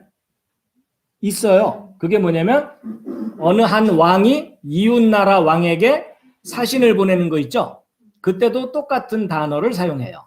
멜악이라고 하는, 우리가 천사라고 번역하는 그 단어를 사용하는 거예요. 전령일 수도 있고 대사일 수도 있고 이제 사자일 수 있는 거죠. 그리고 이제 악한 영도 자기 천사들이 있다는 표현을 성경에 하거든요. 그렇죠? 악한 영도 사단도 자기 천사들이 있다, 이런 표현을 써요. 그렇기 때문에 악한 영도 사자를 보낼 수가 있어요. 자, 그래가지고 어떤 사람이 하나님의 말씀에 순종하면 하나님의 아들이 되고, 하나님의 말씀에 불순종하면 하나님의 아들이 못 되고, 그 다음에 하나님의 명령을 수행하면 천사가 되는 거고요. 그 다음에 그래서 아까 여호수아가 하나님이 보내는 천사라고 성경에 표현되어 있잖아요. 그렇죠? 예. 그리고 이제 하나님의 명령을 거스리거나 뜻을 거스리면 사탄이 되는 거예요. 그래서 예수님께서 베드로에게 사탄아 물러가라 이렇게 표현했잖아요. 그렇죠? 나를 거스리지 말아라. 하나님의 뜻을 거스리지 말아라 이렇게 돼 있죠. 그런데 하나님이 보내는 존재의 경우는 천사라고 표현하는 건데 단서를 달아서 주의 천사라고 표현하는 거죠. 그렇죠? 예. 근데 하나님을 거역한 그런 회방하는 존재는 사탄이라고 표현하는 거죠. 조금 더 지난번보다는 좀 더 정리가 됐죠? 예. 여러분 제가 사탄이 없다고 얘기하는 게 아닙니다. 그렇죠? 예. 사탄이라는 용어 자체는 역할에 대한 칭호다. 그래서 그 역할을 하는 사람이 아닌 다른 피조물인 경우에 뭐 천사 또는 사탄이라고 표현할 수도 있어요. 이해되시죠? 예. 자, 그래서 지난번보다 조금 보완된 내용을 이제 말씀을 드렸고요. 그다음에 이제 이 부분은요, 저도 아직 충분히 정리하지는 못했어요. 그렇지만 여러분에게 천사가 어떤 존재인지를 좀 더 구체적으로 생각할 수 있는 자료를 좀 보여드리려고 해요. 자, 여러분 하나님이 아브라함에게 천사를 보냈잖아요. 그래서 아브라함이 세 천사를 맞이해서 음식도 대접하고 대화도 나누고 결국 그 천사들 중에 두 천사는 소돔성으로 갔죠. 그러면 아브라함이 그들에게 음식도 대접하고 그랬죠. 그러면 그들이 음식을 안 먹겠다고 한다거나 거부하지 않은 이상은 아브라함과 함께 식사를 함께 나눈 거죠. 오케이? 예, 그렇게 되는데, 자, 여러분 성경을 보면은 주의 천사라는 표현이 나오거든요. 하나님이 보낸 사자예요. 근데 그 사자가 과연 어떤 존재일까에 대해서 제가 몇 가지 후보들을 이제 한번 생각해 봤어요. 그게 뭐냐면, 제가 이제, 하나님께서 사람을 천사로 사용하시는 경우가 있어요, 없어요? 있어요. 조금 전에 여호수아처럼. 그렇죠? 여호수아를 천사라고 표현했거든요. 천사라는 단어로 표현을 했기 때문에. 그래서 현재 숨쉬고 살아있는 사람, 그러니까 자연인으로서의 사람을 천사로 사용하시는 경우가 있어요. 그 다음에 또 다른 가능성이 뭐냐면 변화산에서 예수님이 이미 벌써 죽은 모세와 엘리야와 대화를 하죠. 그러면 그 모세와 엘리야는 이 땅에서는 이미 오래전에 죽었는데 다시 나타나서 예수님과 대화를 한다는 얘기는 부활했다는 의미겠죠. 그렇죠? 그래서 하나님 옆에 있다가 예수님과 십자가 사건에 대해서 의논하기 위해서 만난 거잖아요. 그렇죠? 그렇다면 하나님과 있다가 내려왔으니까 천사라고 볼 수도 있겠죠. 어떤 임무를 수행한 거잖아요. 예수님과 대화를 하면서 대책 논의를 한 거잖아요. 오케이. 그래서 제가 여기다가 R이라고 써놓은 건 영어로 resurrection, 그래서 부활한, 그러니까 아담의 자손 중에 죽은 후에 부활해서 하나님 옆에 있다가 하나님께서 어떤 임무를 맡겨서 이 땅에 잠시 방문한 그런 천사가 있을 수도 있어요. 그렇죠? 뭐 성경에서 벗어난 이야기는 아니죠. 그런가 하면 분명히 이 아브라함이 세 천사를 대접했는데 그 천사들의 외모가 사람이었겠죠.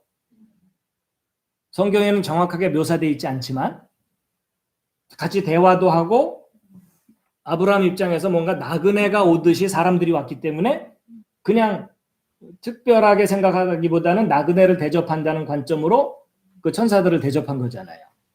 그러면 나중에 자세하게 확인해 봐야 되긴 하겠지만 그래도 사람의 모습 그대로의 모습으로 세 천사가 온 거겠죠. 그리고 소돔성에 갔을 때도 소돔 사람들이 그냥 똑같은 사람인 줄 알고 그들 좀 나오게 해라, 우리가 그들을 대하겠다 이랬잖아요. 그러니까 아담의 자손이 아닌 하나님이 하늘에서 사람의 모습으로 만든 천사가 있을 수도 있겠죠. 오케이? 네. 그래서 제가 이제 여기 H자를 쓴 것은 영어로 heavenly, 그러니까 하늘에서 하나님이 특별히 창조한 천사일 수도 있다는 거예요. 그렇죠? 근데 천사가 사람의 모습일 리는 없겠다. 사람이 아닌 어떤 특별한 모습의 천사일 수도 있죠. 그래서 그것을 제가 이제 뭐 크리에이터라는 의미로 그 사람과는 좀 다른 모습의 천사, 이 네 종류를 한번 후보로 올려놔 본 거예요. 그리고 여러분이 성경적으로 성경에 나오는 주의 천사가 이 네 후보 중에 어느 형태일지를 여러분이 오디션을 보시는 거예요. 성경의 조건에 맞추어서. 제 얘기가 이해되셨죠? 오케이. 그러니까 이 중에 근데 천사가 이 중에 어느 한 형태일 수도 있지만 여러 가지 모양의 천사를 하나님이 다스리실 수도 있어요. 그렇죠?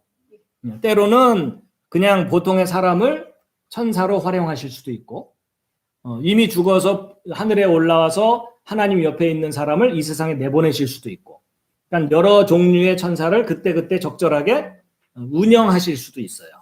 오케이?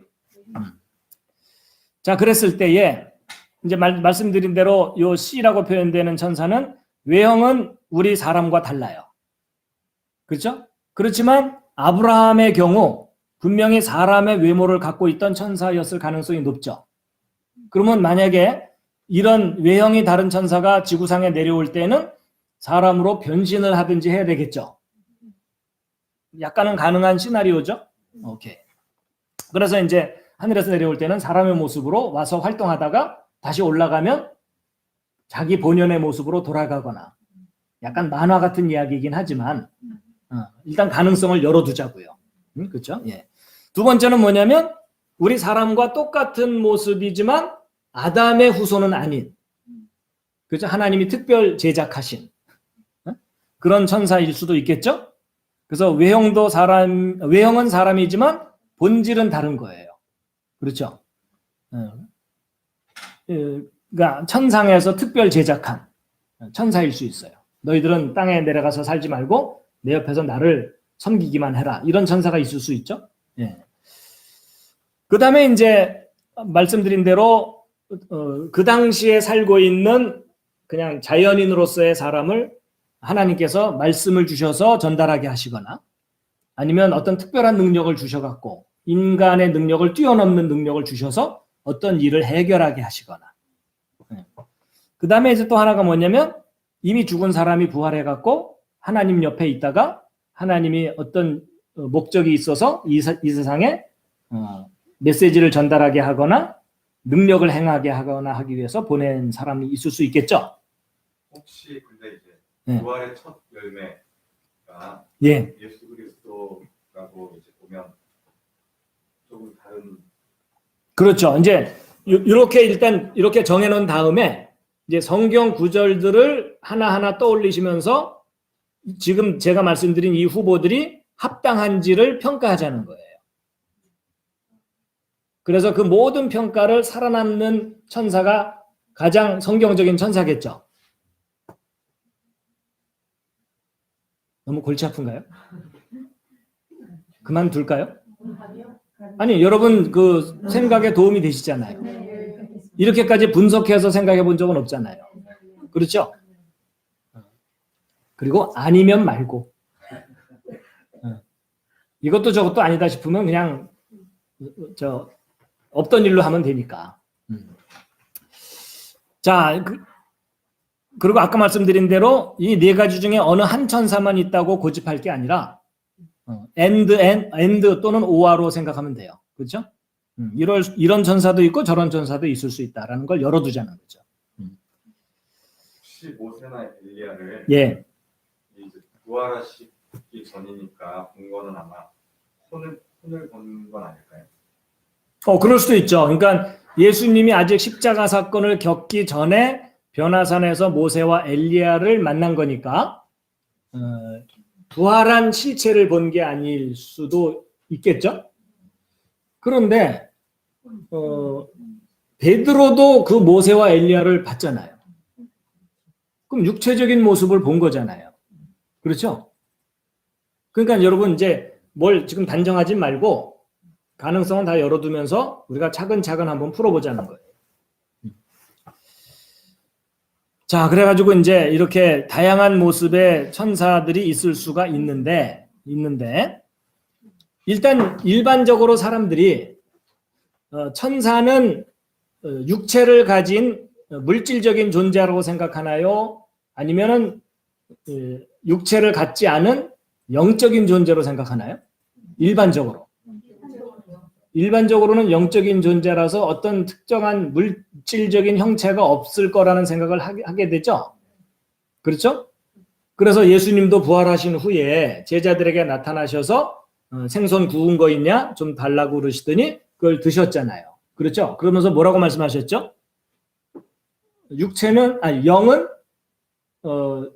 살과 피가 없어서 만질 수 없지만 내가 부활해서 육체적인 모습으로 부활한 거니까는 살과 피가 있다. 그런 얘기 하셨잖아요. 그렇죠? 하여튼 그 비슷한 얘기 하셨죠. 오케이. 그랬을 때 과연 이 아브라함이 만난 이 천사들은요. 아브라함과 함께 식사도 했거든요. 맞죠? 그러면 육체가 없는 영적인 존재라고 한다면 뭔가 모순이 돼요. 그렇죠.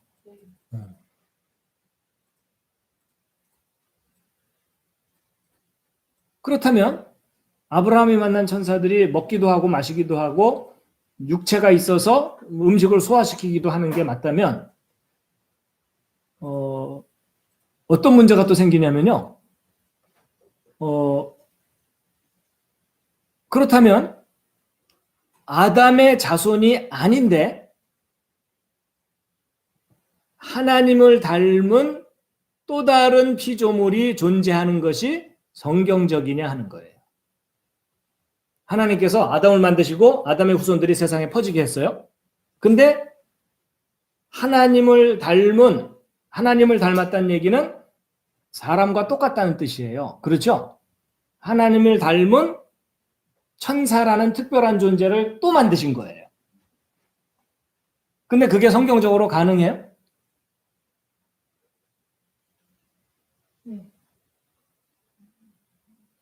여러분, 하나님을 닮아서 만들어졌다면 여러분, 제 아들이 저를 닮았기 때문에 제 아들인 거잖아요. 그렇죠? 그럼 만약에 그 천사가 하나님을 닮은 모습이라면 하나님의 아들이라고 불러야 되잖아요. 그렇죠? 그런데 히브리서에 보면은 하나님께서 히브리서나 또는 구약 성경의 내용을 인용한 내용을 보면은 하나님께서 어느 때에 천사 중 하나에게 너는 내 아들이라고 한 적이 있느냐? 그런 적 없다. 천사를 아들로 삼은 적 없다. 그런 얘기 하셨죠? 그러면 보편적으로 사람들이 알고 있는 천사가 아담의 자손이 아닌 존재로서 사람의 형상을 하고 있을 수는 없다는 뜻이 되지 않나요? 근데 천사가 자녀로 만들진 않았지만 모습은 사람의 모습일 수 있다. 아니요, 하나님의 역할을 수행하기 위한 특별한 무엇인가로 인간을 돕게 만들 수 있는데 네. 그 대신 사람의 모습이 아니어야 되잖아요. 근데 그 예를 들면 성령님이 어떤 물체로 존재하시는 건 아니잖아요. 네. 성령님이 우리 마음속에 들어오셨을 때 내가 성령님을 모시면 그 성령님이 내 안에 내재하듯이 천사도 영적인 존재이기 때문에 그런 뭐라고 할까 물질로 만드셨기보다는 우리 인간을 뭐 그 하나님의 자녀들을 수종하게 한다 뭐 그런 말씀이 어딘가 그냥 수종하게 하는 어떤 실체가 있을 수는 있는데 네. 실체가 네네네. 지금 이제 여기가 구체적인 예로 아브라함이 만난 천사 얘기를 좀 하고 있는 거예요. 천사요? 그렇죠. 아브라함이 만난 천사의 정체가 과연 뭐냐는 거예요. 그러니까 아브라함이 만난 주의 천사가 정말 하늘로부터 온 천사라면 아담의 자손이 아닌 어떤 존재가 아담처럼 사람의 모습을 할 수 있겠냐는 거죠.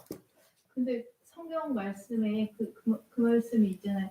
그 예수님이 너희가 나 굶주렸을 때 나를 예. 먹을 것을 주고 이렇게 했다. 그렇죠, 예. 저는 한 적이 없습니다. 예, 예수님 예, 언제 예, 지극히 작은 자 하나에게 한 게 나에게 한 것이다. 예, 예. 그런 말씀을 한 것처럼. 상징적인 표현이죠. 예. 근데 예를 들면 저 천사들이 하나님의 아들이다 이렇게 단정 짓기보다는 그 뭐라고 할까 천사의 그런 역할을 하는 사람이 누군가에게 들어갔다고 할까 비밀했다고 할까 뭐 그렇게 해서 찾아갔을 수는 있잖아요. 아, 그러면 이제 지금 말씀하신 대로 네네. 아브라함이 영접한 적어도 두 천사, 네. 그 중에 한 분은 하나님이실 가능성이 높은데, 그거는 뭐 이제 나중에 하기로 하고, 어쨌든 아브라함이 영접한 그 천사가 일단 외모나 모든 것들이 그냥 사람하고 똑같았잖아요. 그렇죠? 그런데 교수님, 예. 제가 이게 사람으로서는 할 수 없고 예, 예, 하나님은 모두 다 하시는 분이잖아요. 예, 예, 근데 성경에 이제 곳곳에 구약에서부터 시작하지 예, 사람으로서는 모든 걸 할 수 없지만 예, 하나님이 이 땅을 창조하시면서 예, 예, 모든 걸 전하고 예, 예. 필요로 해서 엘리야를 보내고 예, 예, 모든 걸 예, 이렇게 하셨잖아요. 하나님으로서는 필요로 해서 사람으로 보내셨다. 이렇게 하면 해석이 되지 않을까요? 이 땅을 창조하실 때 아니, 그러니까 이제 뭐 제가 무슨 정답을 딱 정하자 이 뜻이 아니고요. 네. 정하자 그 뜻이 아니라 이제 어찌 보면은 결론이 안 날 수도 있어요. 그렇지만 여러분이 좀 더 지혜로워질 수는 있다는 거예요. 그렇죠? 분별력이 생길 수도 있다는 거예요. 그래서 한 가지 더 예, 예. 얘기하자면 하나님이 그 국군마다 하나님이 인성으로 분명히 한 사람을 오셨거든요. 예수님이. 예. 하나님이 피 흘려서 우리를 죄를 대속하기 위해서 예수님을 피 흘리시고 십자가에 돌아가시게 하셨잖아요. 예. 분명히 인성으로 오셨거든요. 인성과 신성이 같이 공존하잖아요. 이 부분이 같이 결부되지 않을까. 아니, 그건 좀 막연한 것 같고, 그래서 지금 아예 구체적으로 지금 제가 예를 든 것이 아브라함이 대접한 천사가 사람의 모습이라면, 그랬을 때에 인간이 아닌 존재라면 어떻게 인간의 모습을 할 수 있느냐? 요게 지금 생각할 그 대상이에요. 그렇죠? 천사가 들어간 사람 이렇게 생각하면 안 될까요? 천사가 그러니까 저 역할을 하기 위해서 사람의 몸이 들어갔다. 빙의가 된다 이런 개념으로. 그러면 쉽게 얘기하면 그 얘기대로라면은 그냥 자연인으로서 사람이 있는데 네네네. 하나님이 어떤 천사라는 영적인 존재를 그 사람 속에 싹 집어넣어 갖고 네. 아브라함에게 가게 했다. 네. 예수님은 성령으로 잉태되셨다고. 그죠? 성령으로 잉태된 거죠. 아브라함 시대에 미리 또 그런 성령으로 잉태된 사람들이 예. 미리 준비시켜 놓으셨다가 네. 그때에 아브라함을 만나게 했을 가능성은 없을까요? 아니, 그러니까 이제 여러분 오늘 제가 무슨 결론을 내자 이런 얘기를 하는 게 아니에요. 네. 예, 그러니까 우리가 그동안 좀 막연하게 생각했던 것들 중에는 성경과 모순되는 내용이 있을 수 있어요. 그렇죠? 예. 성경과 근데 그런 것들은 걷어낼 수가 있잖아요. 그렇죠? 예. 그러니까 우리가 그동안 천사를 무조건 영적이라고만 생각했기 때문에 먹지도 못하고 마시지도 못한다고 생각했잖아요. 근데 아브라함은 천사를 대접했는데 먹고 마시고 했잖아요. 그렇죠? 그러니까 우리가 단편적으로만 보면서 다른 가능성을 다 닫아두고 있었는데, 그렇죠? 좀 더 포괄적으로 상황들을 종합적으로 생각해보자 이런 뜻이에요. 그래서 우리의 편견들을 조금 내려놓자는 거죠. 그럼 편견들을 내려놓을수록 실체에 가까워집니다. 맞죠? 예수님도 가장 큰 천사로 오셨으니까. 그러니까 예수님도 가장 큰 천사로 오셨다고 표현하셨는데요. 네. 그것에 대해서 심하게 반발하는 분들이 있어요. 아니, 예수님이 왜 천사야? 이러면서. 왜냐하면 천사는 항상 하나님보다도 격이 낮은 존재라고 인식하고 있잖아요. 그렇죠? 그렇죠? 근데 예수님을 천사라고 표현하면 아주 크게 노하는 분들이 또 있어요. 이단이다 이러면서.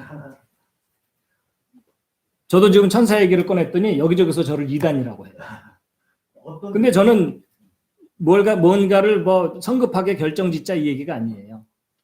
그러니까 우리가 계속 반복해서 생각하면서 우리의 편견과 오해들을 조금은 걷어내자는 얘기예요. 다른 각도로도 생각하면 아브라함이 우리가 믿음의 사람으로 눈을 바라보고 우리가 믿음이 있는지 없는지 우리가 봐서 모르잖아요. 그래서 그 사람들이 천사인지 뭔지 알 수가 없잖아요.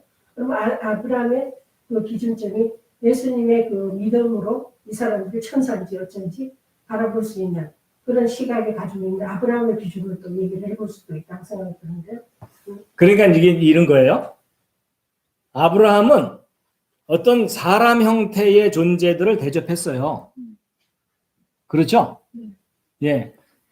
그러면 만약에 천사가 사람과는 정말 특별히 다른 어떤 모습을 한 존재가 확실하다면 아브라함이 이 천사들을 봤을 때 막 놀랬겠죠. 그렇죠? 근데 성경의 내용을 보면은 그냥 사람을 대하듯이 이야기가 전개되거든요. 그렇죠? 그러니까 하늘에서 보내는 천사가 우리 인간과 뭔가 분명히 다른 존재이어야만 한다고 생각하는 생각이 잘못됐을 수 있다는 얘기예요. 제가 하는 말에 오해를 하시면 안 돼요. 네. 그러니까 제가 아까 여러 가지 형태의 천사가 있을 수 있다고 일단은 설정해 놓자고요. 그래서 성경적으로 문제가 되는 부분만 걷어내자는 거죠. 그렇죠? 그러니까 천사는 무조건 밥도 못 먹고 뭐 그런다 이러는 생각은 틀린 생각이라는 거예요. 그렇죠? 그리고 이렇게 이야기하다 보면은 천사가 어떤 존재 자체를 이야기하는 게 아니라 역할을 표현하는 거다라고 제가 여러 차례 얘기한 적 있죠? 그렇죠? 근데 이 말이 처음에는 쉽게 동의가 안 될 거예요. 근데 특별한 존재라고 생각하는 순간 모순들이 생기기 시작한다는 거죠. 뭐 천사는 무조건 영적인 존재다. 육체가 없고 육체적인 어떤 그런 게 활동이 없다 이렇게 생각하면 곧바로 아브라함의 천사 문제가 생겨요. 그렇죠? 아니 그러니까 여러분 제가 뭐 결론을 내려는 게 아니라 여러분의 생각에 도움을 드리려는 거예요. 이런 관점으로도 볼 수 있다는 거죠.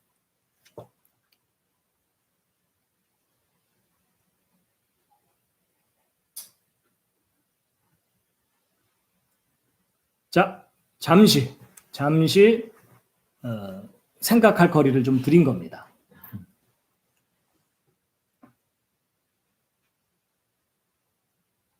저도 정답을 찾아 나가고 있는 중이에요.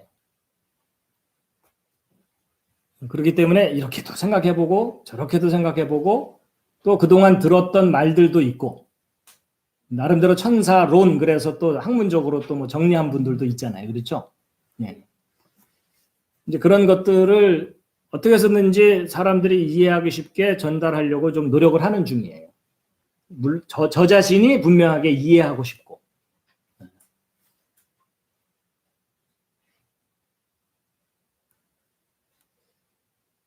자, 요셉 이야기는 지난주에 했었습니다.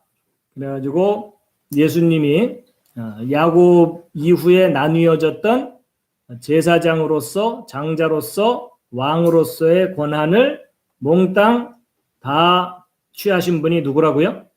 예수님이시다. 분리됐던 권한을 다 모아서 갖게 되신 분이 예수님이시다. 이런 얘기를 해드렸습니다.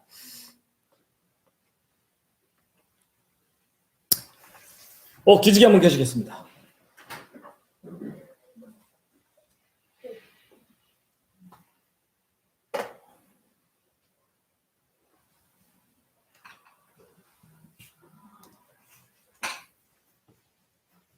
어쨌거나 천사가 무조건 직분만을 의미한다고 얘기하는 것도 아니에요, 제가.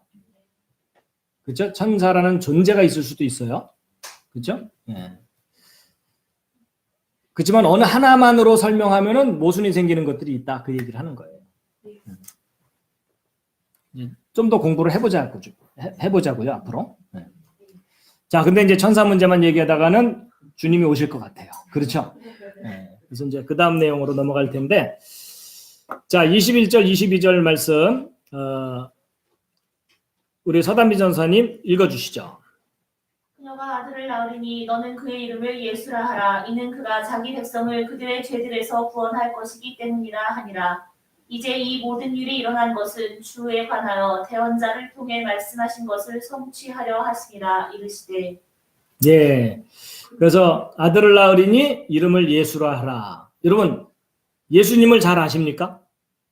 예수님을 알려면 일단 이름부터 잘 알아야 되고 이해를 해야 돼요. 맞죠?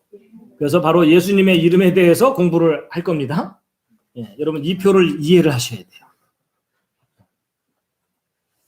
자, 요한복음 17장 3절 함께 읽으시겠습니다. 시작. 영생은 이것이니 곧 그들이 유일하신 참 하나님인 아버지와 아버지께서 보내신 자 예수 그리스도를 아는 것이니이다. 영생을 누리려면 누구를 알아야 된다고요? 두 분을 알아야 된대요. 누구? 아버지와 아들을. 그렇죠? 근데 그 아들의 이름, 칭호가 뭐라고요? 예수 그리스도입니다. 그래서 그분의 이름부터 우리가 공부할 텐데, 자, 다 함께 읽으시겠습니다. 예수스. 아이고, 너무 크다, 소리가. 예수스. 예, 예수스라는 이름입니다. 예수스. 그래서, 그 다음에 요 밑에 있는 건 뭘까요? 예. 크리스토스. 크리스토스. 크라고 발음하지 않죠? 야, 흐 이런 발음을 하죠? 예, 크리스타스 뭐 이렇게 됩니다. 예, 그래서 이제 크리스토스, 그리스어죠. 우리가 알고 있는 예수라는 이름에 대한 표현이 예수스, 신약성경적인 표현이죠. 예, 그다음에 영어로는 지저스예요. 그러니까 영어 발음은 히브리어하고 좀 거리가 있어요. 그렇죠? 오히려 우리 발음이 예수님 이름과 좀 비슷해요. 자, 그 다음에 이제 크리스타스가 그리스도이고요. 영어로는 크라이스트죠. 여러분, 그리스도라는 그 표현의 뜻이 뭐죠? 예, 기름 부음을 받은 자입니다. 기름은 왜 붓죠? 계란 붙이려고? 그게 아니라, 예, 그 지도자를 세우는 의식이죠. 그렇죠? 예, 구별한다는 의미이죠. 예, 그래서 왕을 세우거나 제사장을 세울 때, 통치자를 세울 때입니다.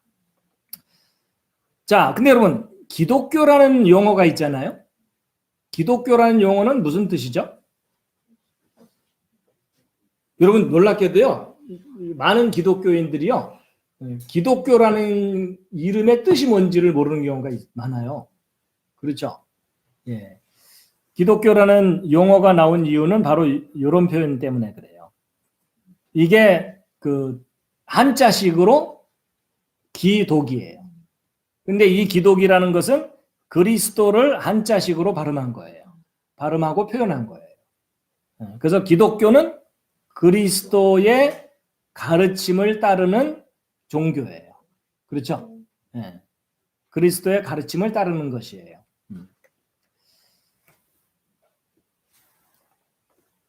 자, 왼쪽에 있는 단어도 읽으시겠습니다. 자, 발음을 들어보시죠. 마시아. 마시아. 짐작하시겠죠? 예, 히브리어로 메시아, 영어로 메사이아. 예. 그리고 자, 요 위에 있는 히브리어는 발음이 어떻게 될까요? 발음 한번 들어보시죠. 여호슈아. 여호슈아. 예, 우리가 보통 알고 있는 여호수아예요. 여호슈에 뭐 이렇게 발음을 하죠. 예. 그다음에 그 위에 있는 단어는 예슈아. 예슈아. 예, 우리가 보통 알고 있는 예수님의 오리지널 발음이에요. 네. 예슈에. 영어식으로 표현하면 예슈아. 네? 예슈아. 예슈. 근데 아가 아니라 사실은 에예요. 예슈에. 근데 이 예슈에라는 이름의 뜻은 뭐죠?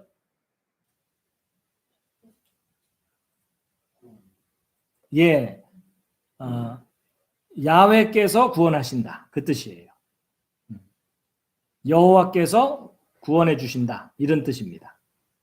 결국 예수라는 이름의 뜻은 구원이에요. 구원. 하나님이 구원하신다. 그런 의미입니다.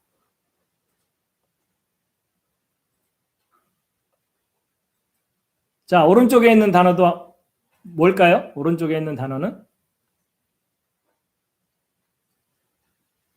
짐작하시겠습니까? 임마누엘. 임마누엘. 임마누엘은 어느 나라 말일까요? 히브리 말이에요. 근데 헬라어로는 엠마누엘이라고 발음하죠. 예. 무슨 뜻이죠? 우리와 함께 계시는 하나님. 하나님이 우리와 함께 하신다. 이런 뜻입니다. 영어로는 God with us입니다. 그래서 엘은 하나님이란 뜻이고요. 그 다음에 이 앞에 있는 단어가 함께라는 의미를 가진 그런 단어입니다. 그래서 마태복음 1장 23절 함께 읽으시겠습니다. 시작. 보라, 처녀가 아이를 베어 아들을 낳을 것이요 그들이 그의 이름을 임마누엘이라 하리라 하셨으니 이것을 번역하면 우리와 함께 계시는 하나님이라는 뜻이라. 예, 여러분 이스라엘 사람들은요. 예수님 당시에 여자아이가 12살 정도 되면 약혼을 할 수 있답니다. 예, 약혼을 하고 약혼한 이후에 이제 결혼하기 전까지 그 준비 기간이죠. 그 준비 기간에는 1년 동안 친가에 머물러서 있다가 이제 시댁으로 이제 가는 거겠죠. 자, 24절, 25절 읽으시겠습니다. 시작. 이에 요셉이 잠에서 깨어 일어나 주의 천사가 자기에게 지시한 대로 행하여 자기 아내를 데려오고 그녀가 그녀의 맏아들을 낳기까지 그녀를 알지 아니하다가 나음에 그의 이름을 예수라 하니라. 자, 여기까지가 마태복음 1장의 내용인데 오늘은 시간상 여기까지 하도록 하겠습니다. 자, 오늘의 내용 기억나시나요? 어떤 내용이 주로 있었죠? 천사. 천사 속에서 천사 때문에 헤매셨나요? 네. 근데 여러분 그렇게 오랫동안 신앙생활을 했다고 하면서도 천사에 대해서 별로 그렇게 구체적으로 아는 바가 없는 거죠? 우리가 막상 격리를 하려니까 심히 헷갈리고 있죠? 그것만 우리가 알아서도 됩니다. 우리가 그동안 뭔가 제대로 정리 안 하고 그 신앙생활을 하는구나. 뭐 이것만 깨달으셨어도 그렇다면 앞으로 좀 더 지혜롭게 분별하고 정리하고 정확한 개념을 가질 필요가 있겠죠. 예.